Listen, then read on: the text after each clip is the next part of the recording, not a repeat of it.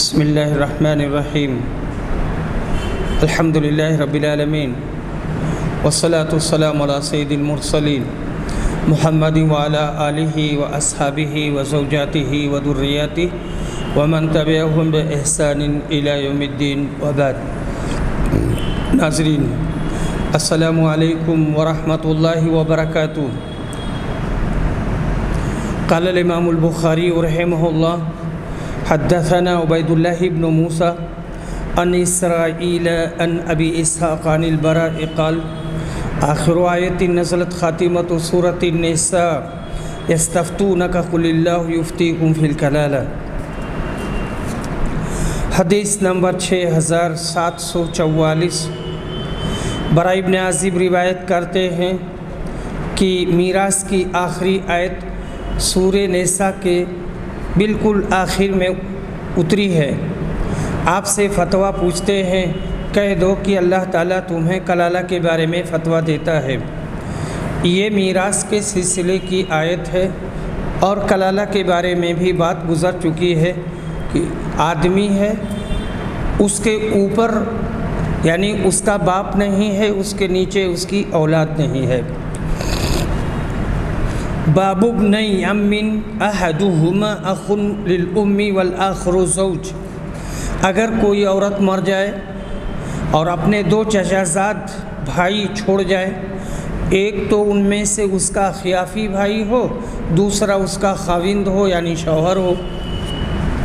حضرت علی نے کہا خاوند کو آدھا حصہ ملے گا اور اخیافی بھائی کو چھٹا حصہ، پھر جو مال بچے گا 1/3 وہ دونوں میں برابر تقسیم ہوگا کیونکہ وہ اسبا ہیں۔ حدیث نمبر 6745۔ ابو ہریرہ روایت کرتے ہیں، کہتے ہیں کہ رسول صلی اللہ علیہ وسلم نے فرمایا، میں مسلمانوں کا خود ان کی ذات سے بھی زیادہ ولی ہوں، قریب ہوں، اس لیے جو شخص مر جائے اور مال چھوڑ جائے تو وہ اس کے وارثوں کا حق ہے، اور جس نے بیوی بچے چھوڑے ہوں یا قرض ہو تو میں ان کا ولی ہوں، ان کے لیے مجھ سے مانگا جائے اور میں اس کو پورا کروں گا۔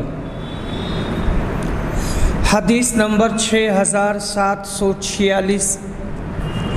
عبداللہ بن عباس روایت کرتے ہیں کہ نبی صلی اللہ علیہ وسلم نے فرمایا، میراث اس کے وارثوں تک پہنچا دو، اور جو کچھ اس میں سے بچے وہ قریبی مرد کا ہے، یعنی جو میت ہے اس کا جو سب سے قریبی مرد ہے اس کا ہوگا۔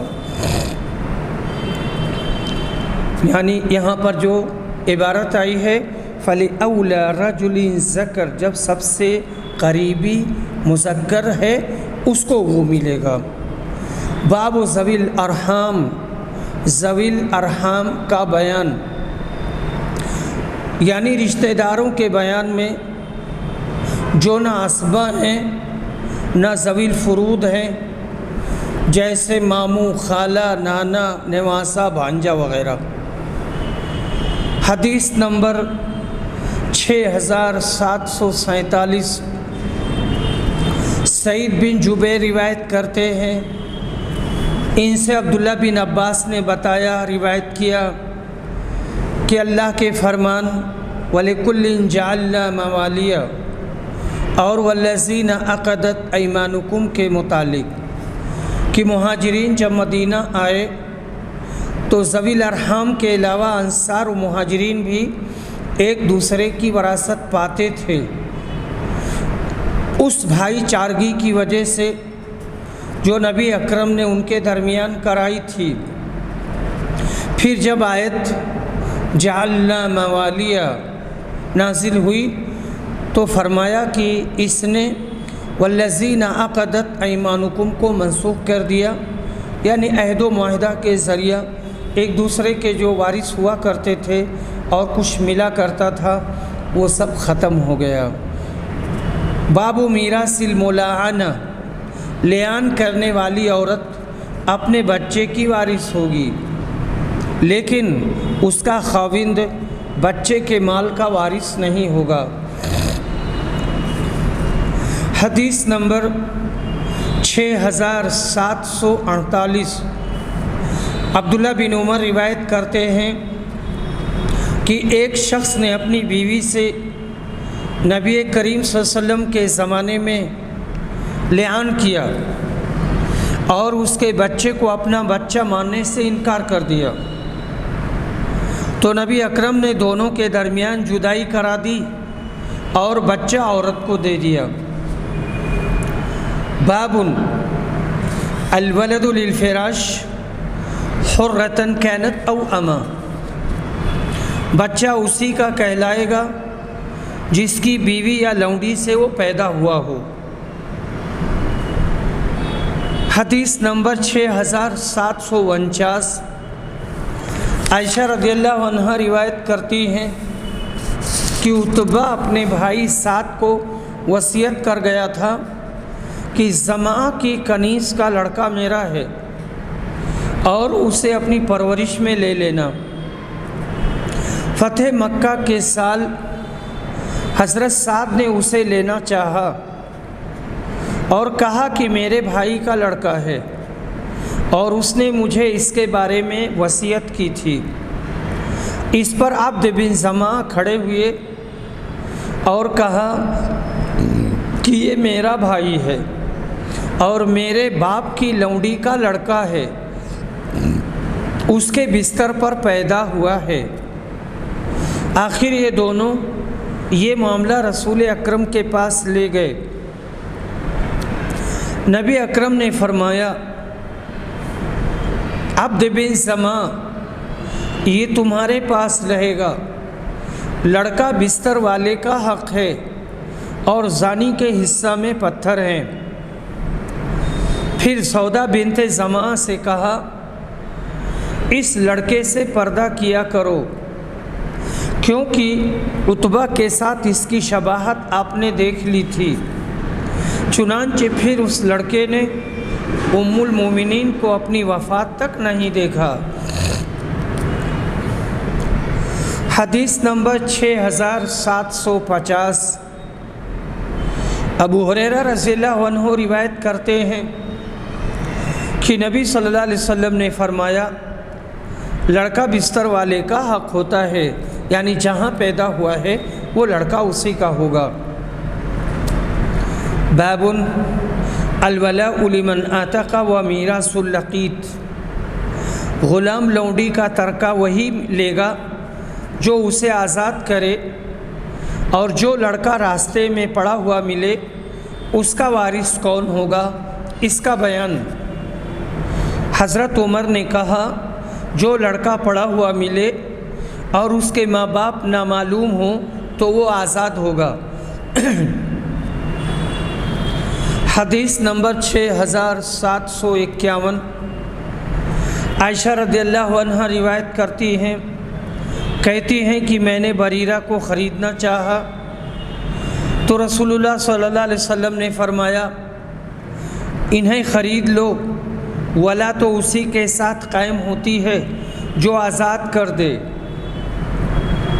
اور بریرہ کو ایک بکری ملی تو آپ نے فرمایا، یہ ان کے لیے صدقہ تھی لیکن ہمارے لیے ہدیہ ہے۔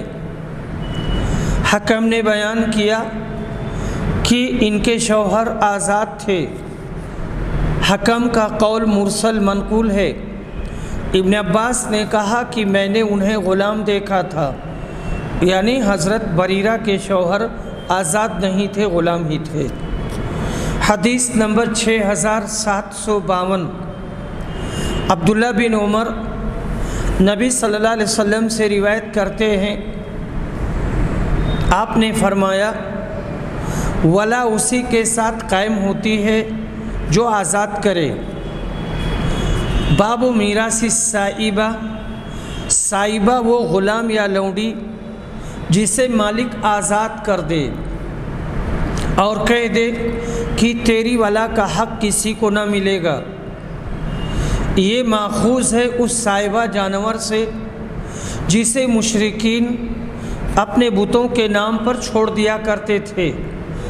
اسے ہندی میں سانڈ کہتے ہیں۔ حدیث نمبر 6753 عبداللہ روایت کرتے ہیں، کہتے ہیں مسلمان سائبہ نہیں بناتے، اور دور جاہلیت میں مشرکین سائبہ بناتے تھے۔ حدیث نمبر 6754 اسود بن یزید روایت کرتے ہیں کہ عائشہ رضی اللہ عنہا نے بتایا ان کو کہ بریرہ کو انہوں نے آزاد کرنے کی غرض سے خریدنا چاہا، لیکن ان کے مالکوں نے اپنے ولا کی شرط لگا دی۔ عائشہ نے کہا، اے اللہ کے رسول، میں نے آزاد کرنے کے لیے بریرہ کو خریدنا چاہا، لیکن ان کے مالکوں نے اپنے لیے ان کی ولا کی شرط لگا دی ہے۔ حضرت نے فرمایا، انہیں آزاد کر دو، ولا تو آزاد کرنے والے کے ساتھ قائم ہوتی ہے، یعنی جو آزاد کرے گا حق ولا اسی کو ملے گا، یا فرمایا جو قیمت ادا کرے۔ بیان کیا کہ پھر میں نے انہیں خریدا اور آزاد کر دیا، اور میں نے بریرہ کو اختیار دیا کہ چاہیں تو شوہر کے ساتھ رہ سکتی ہیں ورنہ علیحدہ بھی ہو سکتی ہیں۔ تو انہوں نے شوہر سے علیحدگی کو پسند کیا اور کہا کہ مجھے اتنا مال بھی دیا جائے تو میں پہلے شوہر کے ساتھ نہیں رہوں گی۔ اسود نے بیان کیا کہ ان کے شوہر آزاد تھے۔ امام بخاری نے کہا اسود کا قول منقطع ہے اور ابن عباس کا قول صحیح ہے، میں نے انہیں غلام دیکھا، اور صحیح بات یہی ہے کہ وہ غلام تھے، آزاد نہیں تھے۔ باب اسم من تبرأ من موالی، جو غلام اپنے اصلی مالکوں کو چھوڑ کر دوسروں کو مالک بنائے، ان سے موالات کرنا، اس کے گناہ کا بیان۔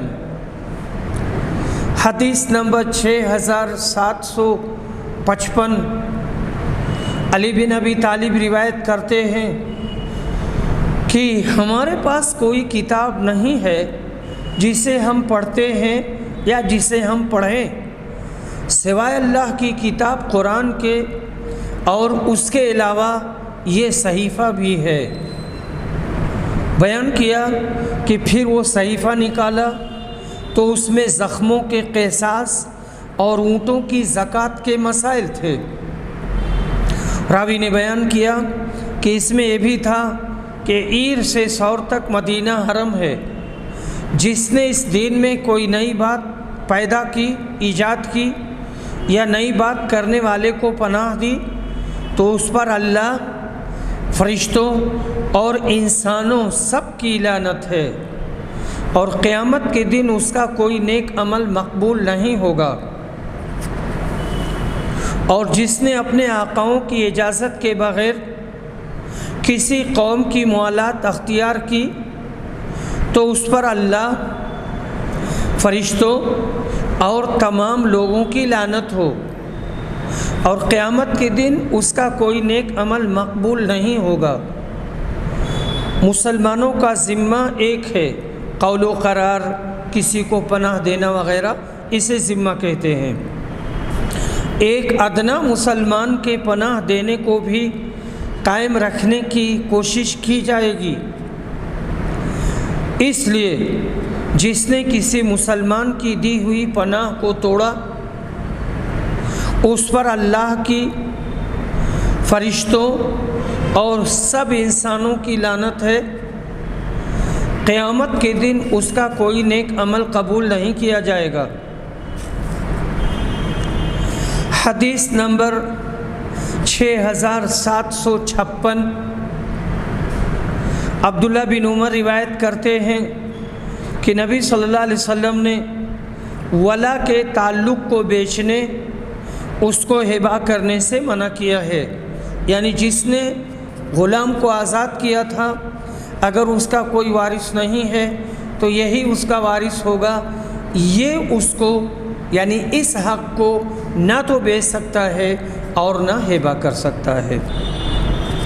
باب اذا اسلم علی یدیہ، جب کوئی مسلمان کسی کے ہاتھ پر اسلام لائے تو وہ اس کا وارث ہوتا ہے یا نہیں۔ اور امام حسن بصری اس کے ساتھ ولا کے تعلق کو درست نہیں سمجھتے تھے، اور نبی اکرم نے فرمایا ولا اس کے ساتھ قائم ہوگی جو آزاد کرے۔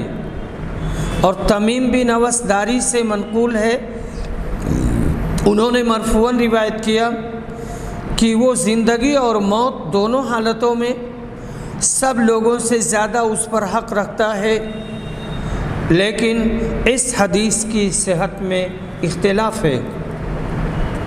عائشہ حدیث نمبر 6757 عبداللہ بن عمر روایت کرتے ہیں کہ ام المومنین عائشہ رضی اللہ عنہا نے ایک کنیز کو آزاد کرنے کے لیے خریدنا چاہا۔ کنیز یہ وہی ہے حضرت بریرہ۔ تو کنیز کے مالکوں نے کہا کہ ہم بیچ سکتے ہیں، لیکن والا ہمارے ساتھ قائم ہوگی، حق کے والا ہماری ہوگی۔ ام المومنین نے اس کا ذکر رسول صلی اللہ علیہ وسلم سے کیا تو آپ نے فرمایا اس شرط کو مانے نہ بننے دو، ولا ہمیشہ اسی کے ساتھ قائم ہوتی ہے جو آزاد کرے۔ حدیث نمبر 6758 عائشہ رضی اللہ عنہا روایت کرتی ہیں، کہتی ہیں کہ میں نے بریرہ کو خریدنا چاہا تو ان کے مالکوں نے شرط لگائی کہ ولا ان کے ساتھ قائم ہوگی۔ میں نے اس کا تذکرہ نبی کریم صلی اللہ علیہ وسلم سے کیا تو آپ نے فرمایا انہیں آزاد کر دو، ولا قیمت ادا کرنے والے ہی کے ساتھ قائم ہوتی ہے۔ بیان کیا، پھر میں نے آزاد کر دیا۔ پھر انہیں حضرت صلی اللہ علیہ وسلم نے بلایا اور ان کے شوہر کے معاملہ میں اختیار دیا۔ انہوں نے کہا کہ اگر مجھے یہ چیزیں بھی وہ دے دے تو میں اس کے ساتھ رات گزارنے کے لیے تیار نہیں۔ چنانچہ انہوں نے شوہر سے آزادی کو پسند کیا۔ باب ما یرث النساء من الولاء، ولا کا تعلق عورت کے ساتھ قائم ہو سکتا ہے، یعنی اس کا وارث عورت بھی ہو سکتی ہے، مرد بھی ہو سکتا ہے۔ حدیث نمبر 6762 عبداللہ بن عمر روایت کرتے ہیں کہ عائشہ رضی اللہ عنہا نے بریرہ کو خریدنا چاہا اور رسول صلی اللہ علیہ وسلم سے کہا کہ یہ لوگ ولا کی شرط لگاتے ہیں۔ نبی اکرم نے فرمایا خرید لو، ولا تو اسی کے ساتھ قائم ہوتی ہے جو آزاد کرے اور کرائے۔ حدیث نمبر 6760 عائشہ رضی اللہ عنہا روایت کرتی ہیں کہ رسول صلی اللہ علیہ وسلم نے فرمایا ولا اس کے ساتھ قائم ہوگی جو قیمت دے اور احسان کرے، یعنی آزاد کر کے۔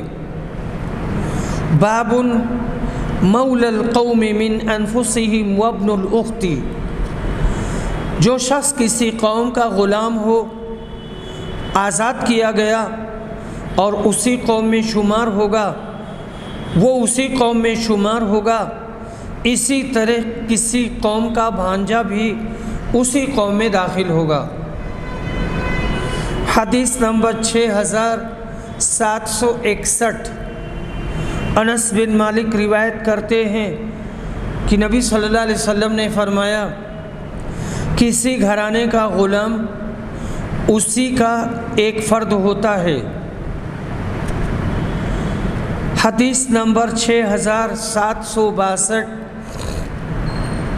انس بن مالک روایت کرتے ہیں کہ نبی صلی اللہ علیہ وسلم نے فرمایا کسی گھرانے کا بھانجا اس کا ایک فرد ہے۔ باب میراث الاسیر، اگر کوئی وارث کافروں کے ہاتھ قید ہو گیا ہو تو اسے ترکہ ملے گا یا نہیں؟ امام بخاری نے کہا کہ شریح قاضی قیدی کو ترکہ دلاتے تھے اور کہتے تھے کہ وہ تو اور زیادہ محتاج ہے، اور حضرت عمر بن عبدالعزیز نے کہا کہ قیدی کی وصیت اور اس کی آزادی اور جو کچھ وہ اپنے مال میں تصرف کرتا ہے وہ نافذ ہوگی جب تک وہ اپنے دین سے نہیں پھرتا، کیونکہ وہ مال اسی کا مال رہتا ہے اور اس میں جس طرح چاہے تصرف کر سکتا ہے۔ حدیث نمبر 6763، ابو ہریرہ رضی اللہ عنہ روایت کرتے ہیں کہ نبی صلی اللہ علیہ وسلم نے فرمایا جس نے مال چھوڑا یعنی اپنی موت کے بعد وہ اس کے وارثوں کا ہے، اور جس نے قرض چھوڑا ہے وہ ہمارے ذمہ ہے، ہم اس کی ادائیگی کروائیں گے۔ باب لا يرث المسلم الكافر ولا الكافر المسلم فإذا أسلم قبل أن يقسم الميراث فلا میراث له، مسلمان کافر کا وارث نہیں ہو سکتا اور نہ کافر مسلمان کا، اور اگر میراث کی تقسیم سے پہلے اسلام لایا تب بھی میراث میں اس کا حق نہیں ہوگا۔ حدیث نمبر 6764، اسامہ بن زید روایت کرتے ہیں کہ نبی صلی اللہ علیہ وسلم نے فرمایا مسلمان باپ کافر بیٹے کا وارث نہیں ہوتا اور نہ کافر بیٹا مسلمان باپ کا۔ باب میراث العبد النصرانی والمکاتب النصرانی، اگر کسی کا غلام نصرانی ہو یا مکاتب نصرانی ہو وہ مر جائے تو اس کا مال اس کے مالک کو ملے گا، نہ بطریق وراثت بلکہ بوجہ غلامی و مملوکیت۔ اور جو شخص بلا وجہ اپنے بچے کو کہے کہ یہ میرا بچہ نہیں، اس کے گناہ کا بیان۔ باب من ادعى اخا او ابن اخ، جو کسی شخص کو اپنا بھائی یا بھتیجا ہونے کا دعویٰ کرے۔ حدیث نمبر 6765، عائشہ رضی اللہ عنہ روایت کرتی ہیں کہ سعد بن ابی وقاص اور عبد بن زمع کا ایک لڑکے کے بارے میں جھگڑا ہوا۔ سعد نے کہا اے اللہ کے رسول، یہ میرے بھائی عتبہ بن ابی وقاص کا لڑکا ہے، اس نے مجھے وصیت کی تھی کہ یہ اس کا لڑکا ہے، آپ اس کی مشابہت اس میں دیکھیے۔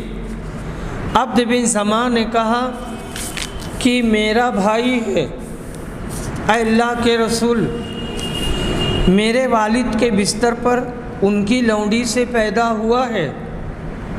رسول اللہ صلی اللہ علیہ وسلم نے لڑکے کی صورت دیکھی تو اس کی عتبہ کے ساتھ صاف مشابہت تھی اور ایک دم واضح تھی، لیکن آپ نے کہا عبد، لڑکا بستر والے کا ہوتا ہے، یعنی جہاں پیدا ہوا ہے جس کے گھر کی لونڈی ہے تو اسی کے بچہ تابع ہوگا، اور زانی کے حصے میں پتھر ہے۔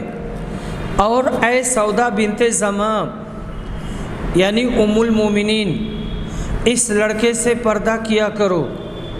چنانچہ پھر اس لڑکے نے ام المومنین کو نہیں دیکھا۔ باب من ادعى الی غیر ابی، جس نے اپنے باپ کے سوا کسی اور کا بیٹا ہونے کا دعویٰ کیا اس کے گناہ کا بیان۔ حدیث نمبر 6766 ابو عثمان روایت کرتے ہیں اور ان سے سعد نے کہ میں نے نبی صلی اللہ علیہ وسلم سے سنا، آپ نے فرمایا جس نے اپنے باپ کے سوا کسی اور کے بیٹے ہونے کا دعویٰ کیا یہ جانتے ہوئے کہ وہ اس کا باپ نہیں ہے تو جنت اس پر حرام ہے، ایسا آدمی جنت میں نہیں جائے گا۔ کہتے ہیں اگلی روایت میں اسی سے ملی ہوئی ہے کڑی 6767۔ پھر میں نے اس کا تذکرہ ابو بکرہ سے کیا تو انہوں نے کہا اس حدیث کو رسول اللہ صلی اللہ علیہ وسلم سے میرے دونوں کانوں نے بھی سنا ہے اور میرے دل نے اسے محفوظ رکھا ہے، یعنی یہ بات بالکل قطعی ہے اور بالکل صحیح ہے۔ جن مقامات پر یہ بات کہی جاتی ہے کہ میری دونوں آنکھوں نے دیکھا، میرے دونوں کانوں نے سنا، میرے دل و دماغ نے محفوظ رکھا، اس کا مطلب یہ ہے کہ یہ بات بالکل قطعی ہے، بالکل صحیح ہے، اس میں کسی بھی طرح کے شک و شبہ کی گنجائش نہیں ہے۔ حدیث نمبر 6768 ابو ہریرہ رضی اللہ عنہ روایت کرتے ہیں کہ نبی صلی اللہ علیہ وسلم نے فرمایا اپنے باپ کا کوئی انکار نہ کرے، کیونکہ جو اپنے باپ سے منہ موڑتا ہے اور اپنے کو دوسرے کا بیٹا ظاہر کرتا ہے تو یہ کفر ہے، متفق علیہ۔ باب اذا ادعت المرأة ابنا، کسی عورت کا دعویٰ کرنا کہ یہ بچہ میرا ہے۔ حدیث نمبر 6769 ابو ہریرہ روایت کرتے ہیں کہ رسول صلی اللہ علیہ وسلم نے فرمایا 2 عورتیں تھیں اور ان کے ساتھ ان کے 2 بچے تھے، پھر بھیڑیا آیا اور ایک بچے کو اٹھا کر لے گیا۔ اس نے اپنی ساتھی عورت سے کہا کہ بھیڑیا تیرے بچے کو لے گیا ہے۔ دوسری عورت نے کہا کہ وہ تو تیرا بچہ لے گیا ہے۔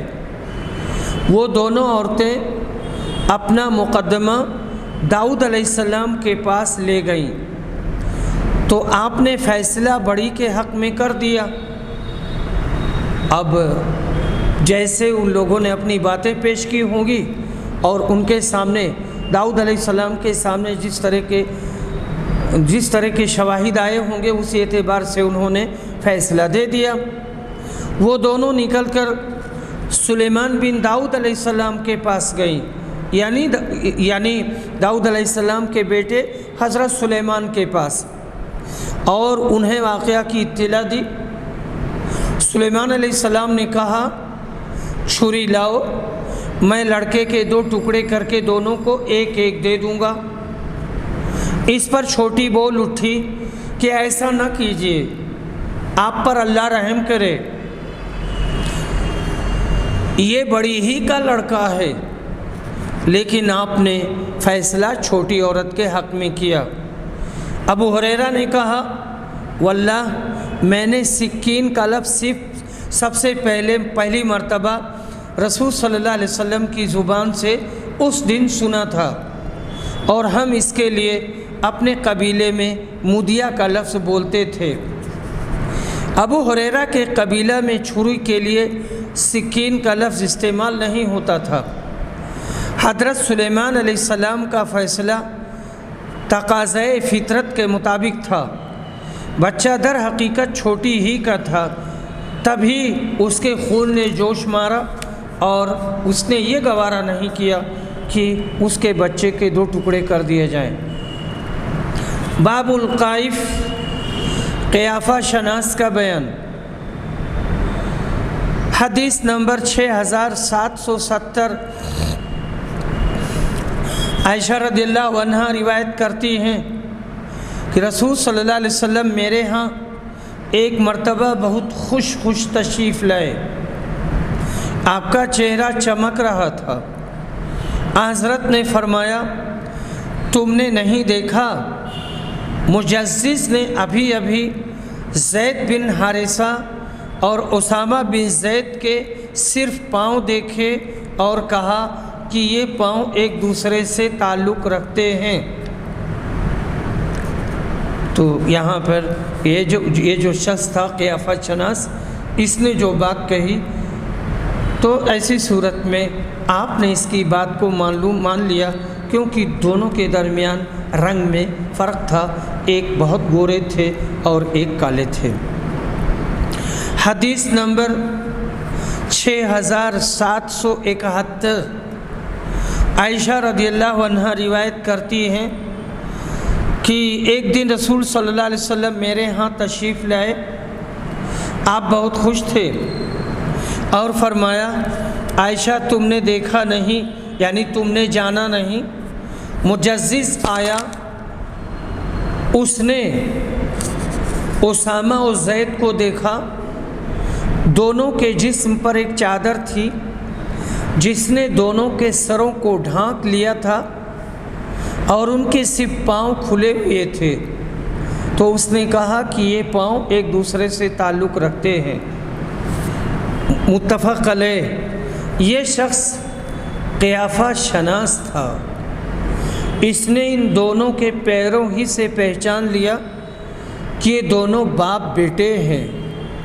بعض لوگ اس بارے میں شک کرنے والے بھی تھے، ان کی اس سے تردید ہو گئی۔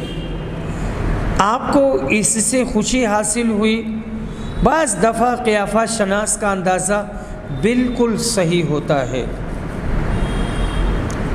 یہاں تک تو ہمارے مسائل تھے فرائض کے اور ترکہ کے۔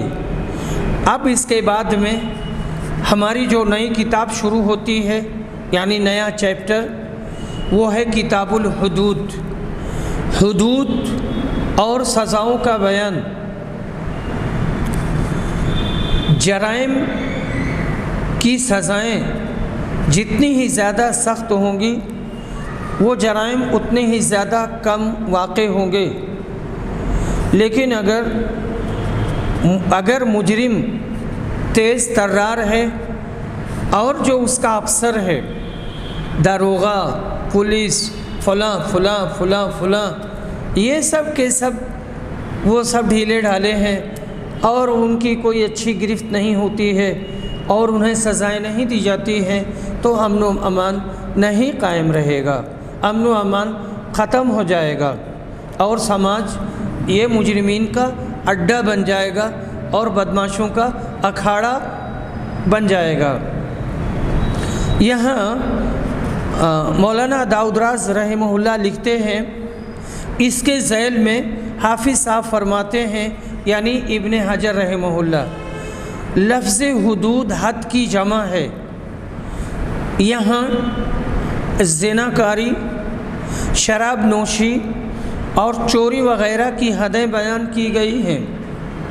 بعض علماء نے حد کو 17 گناہوں پر واجب مانا ہے، جیسے مرتد ہونا، زنا کرنا، شراب پینا، چوری کرنا، ناحق کسی پر زنا کی تہمت لگانا، لواطت کرنا، اگرچہ اپنی ہی عورت کے ساتھ کیوں نہ ہو، یہ بھی حرام ہے، اپنی ہی بیوی کے ساتھ حرام ہے، اور جادو کرنا اور سستی سے نماز ترک کر دینا، بلا عذر شرعی رمضان کا روزہ توڑ دینا، جادو کرنا، عورت کا کسی جانور، بندر وغیرہ سے وطی کرنا وغیرہ۔ کہتے ہیں حد کی اصل یہ ہے کہ جو دو چیزوں کے درمیان حائل ہو کر ان کے اختلاط کو روک دے، دو چیزوں کے درمیان حائل ہو جائے اور دونوں آپس میں نہ مل سکیں، جیسے دو گھروں کے درمیان حد فاصل۔ زانی وغیرہ کی حد کو حد اس لیے کہا گیا کہ وہ زانی کو اس حرکت سے روکتی ہے، یعنی جتنے بھی لوگوں پر اس کی تنفیذ کی جائے گی سب کو روکے گی۔ اس کتاب میں زنا اور چوری وغیرہ کی روایات میں جو ایمان کی نفی آئی ہے، اس کے بارے میں حافظ ابن حجر کہتے ہیں، محققین علماء نے اس کے معنی یہ بتائے ہیں کہ وہ شخص کامل الایمان نہیں رہتا۔ یہ تعویل حدیث ابو ذر کی بنا پر ہے، جس میں ہے کہ جس نے لا الہ الا اللہ کہا وہ جنت میں جائے گا، اگرچہ زنا کرے یا چوری کرے۔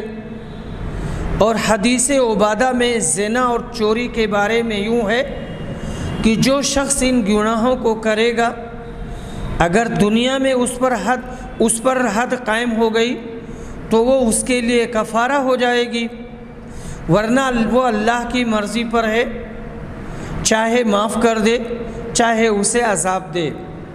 اور اللہ تعالیٰ نے فرمایا ہے ان اللہ لا یغفر ان یشرک بہ ویغفر ما دون ذلک لمن یشاء، سورۃ النساء آیت نمبر 48۔ اسی لیے اہل سنت کا اجتماعی عقیدہ ہے کہ کبائر کے مرتکب کو کافر نہیں کہا جا سکتا، ہاں شرک کرنے سے وہ کافر ہو جاتا ہے۔ اور یہ آیت تو بہت مشہور ہے کہ اللہ تعالیٰ شرک کو نہیں معاف کرے گا، اس کے علاوہ دوسرے گناہ ہوں گے تو اللہ تعالیٰ جس کو چاہے گا معاف کر دے گا۔ باب ما یحذر من الحدود، حدی گناہوں کی وعید کا بیان۔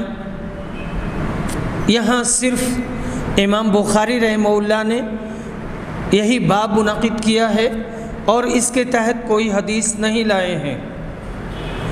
باب الزنا وشرب الخمر، زنا اور شراب نوشی کا بیان۔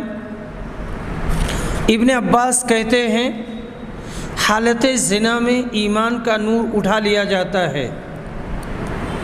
حدیث نمبر 6772، ابو ہریرہ روایت کرتے ہیں کہ رسول صلی اللہ علیہ وسلم نے فرمایا جب بھی زنا کرنے والا زنا کرتا ہے تو وہ مومن نہیں رہتا، جب بھی کوئی شراب پینے والا شراب پیتا ہے تو وہ مومن نہیں رہتا، جب بھی کوئی چوری کرنے والا چوری کرتا ہے تو وہ مومن نہیں رہتا، جب بھی کوئی لوٹنے والا لوٹتا ہے کہ لوگ نظریں اٹھا اٹھا کر اسے دیکھنے لگتے ہیں تو مومن نہیں رہتا۔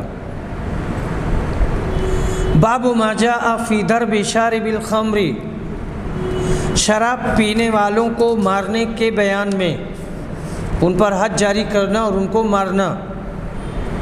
حدیث نمبر 6773، انس بن مالک روایت کرتے ہیں کہ نبی صلی اللہ علیہ وسلم نے شراب پینے پر چھڑی اور جوتے سے مارا تھا، اور ابو بکر نے 40 کوڑے مارے۔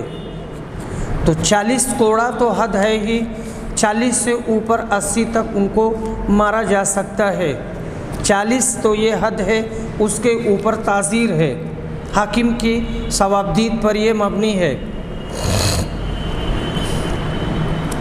باب من امر بضرب الحد فی البیت، جس نے گھر میں حد مارنے کا حکم دیا۔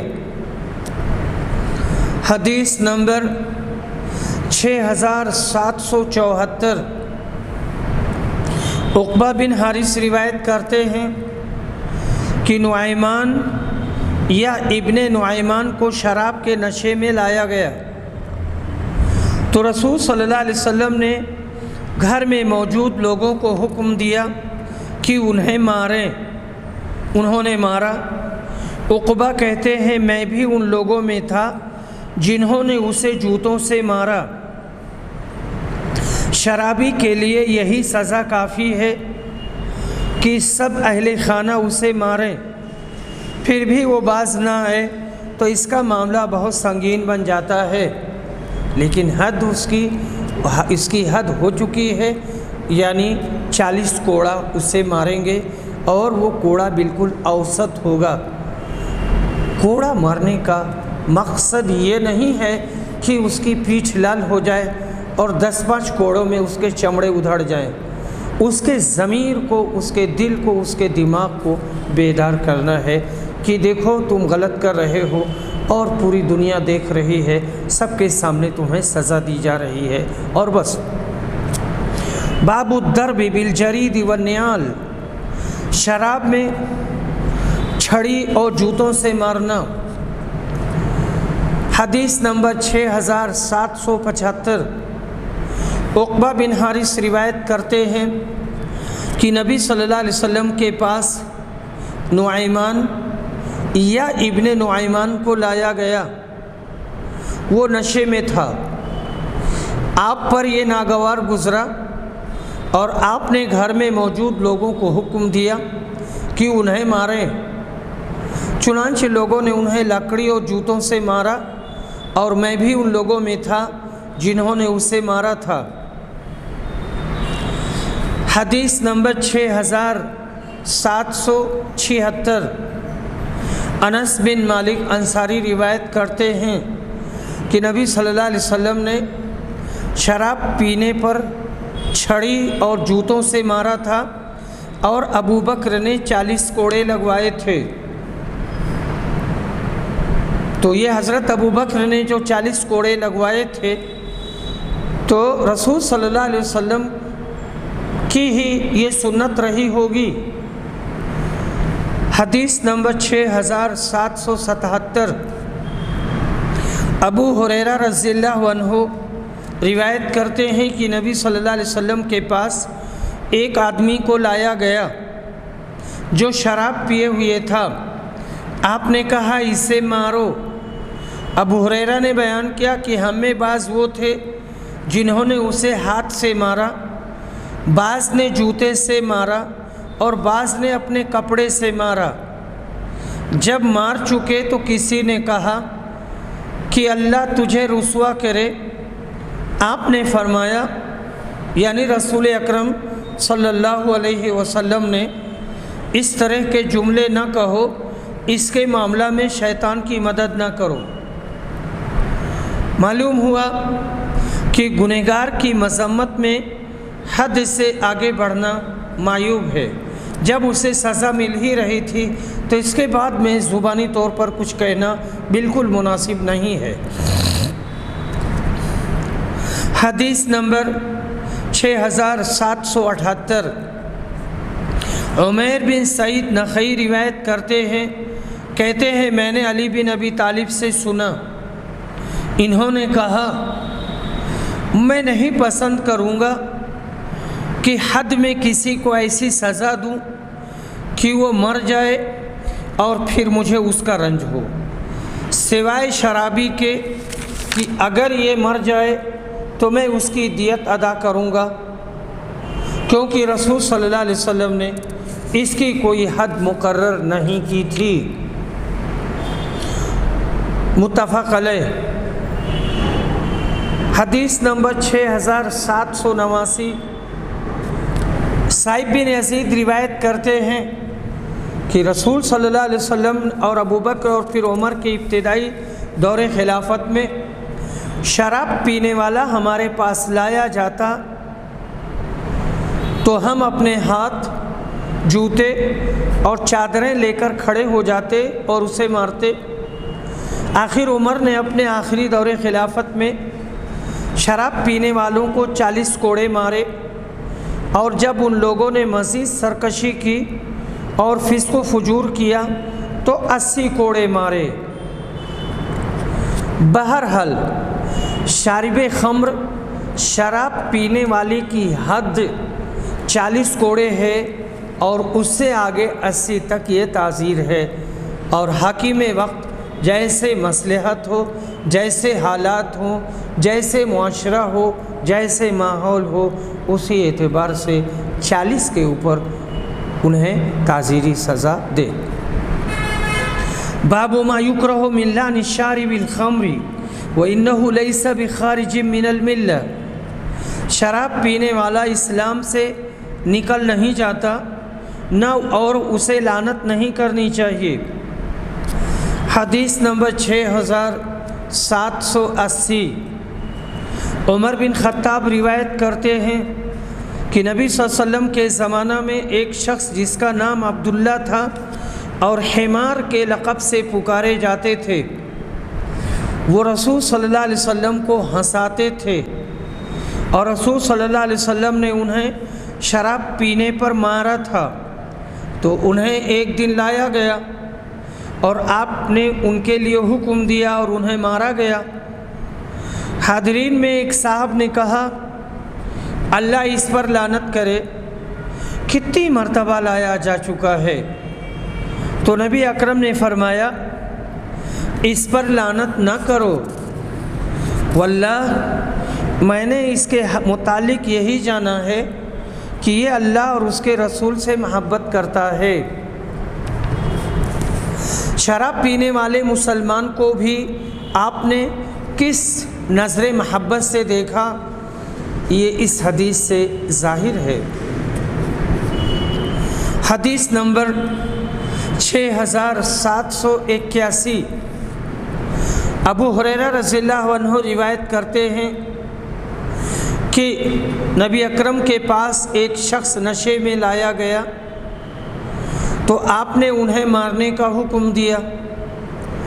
ہم میں سے بعض نے انہیں ہاتھ سے مارا، بعض نے جوتوں سے اور بعض نے کپڑے سے مارا۔